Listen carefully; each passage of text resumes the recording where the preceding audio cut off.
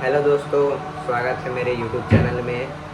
आज हम बात करेंगे मैच नंबर 22 के बारे में, जो कि पंजाब और चेन्नई के बीच होने वाला है।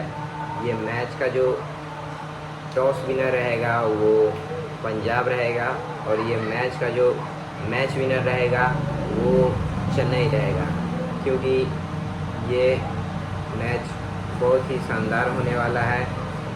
ये मैच 7:30 बजे से खेला जाएगा। 7 बजे टॉस हो जाएगा अपना। इस मैच में अपना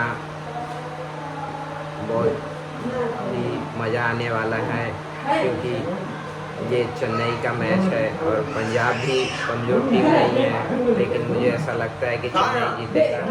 और आप सब बताइए कमेंट में कि कौन जीतेगा।